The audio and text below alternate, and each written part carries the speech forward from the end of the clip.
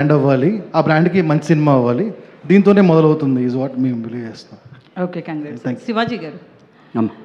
మీరు మాట్లాడుతూ అనిల్ గారిని హీరోగా మీ ప్రొడక్షన్లో చేసేలా కనిపిస్తున్నారు, ఏమన్నా అలాంటి థాట్స్ ఉన్నాయా మీకు అనిల్ రావిపూడి గారిని? అనిల్ చేస్తాననలే కానీ 100 ఎకరాలైన అమ్మేను 100 ఎకరాలైన అమ్మాను అలిగారిది.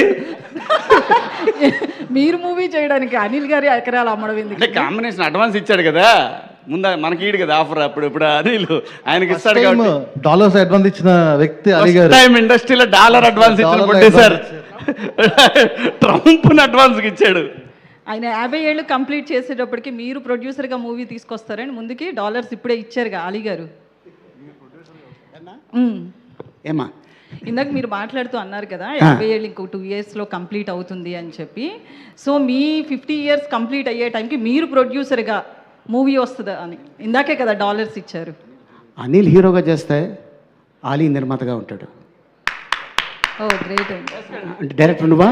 డైరెక్టర్ ఇగో సుధీర్.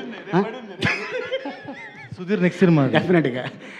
ఎందుకంటే Anil is not a director, is a comedian, dancer. మంచి అంటే సీనియర్ మోస్ట్ ఆర్టిస్టులకు కూడా తనకు కావాల్సిన ఎక్స్ప్రెషన్ నాకు ఇలా కావాలి ప్లీజ్ అన్నాడు. ఎందుకంటే సినిమాలు చూసి చూసి చూసి ఎదిగి ఇండస్ట్రీకి వచ్చి రైటర్గా తను ఫస్ట్ పేపర్ మీద కలం పెట్టింది నా ట్రాకే. ఇందాక చెప్పా బాస్ అనే సినిమా, నాగార్జున గారి హీరో. ఆ సినిమాకి ఫస్ట్ ట్రాక్ రాసింది నా పైనే.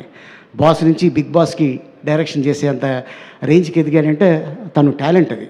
సో ఎందుకంటే తను మంచి డైరెక్టర్ కాబట్టి, తన టాలెంట్ ఉంది కాబట్టి చిరంజీవి గారు పిలిచి ఎస్ మనం చేద్దాం అబ్బాయి అని సినిమా చేయటం జరిగింది. Is a top great director and great actor. Okay Shivaji గారు, సో ఫ్యామిలీ ఆడియన్స్ మూవీ కాబట్టి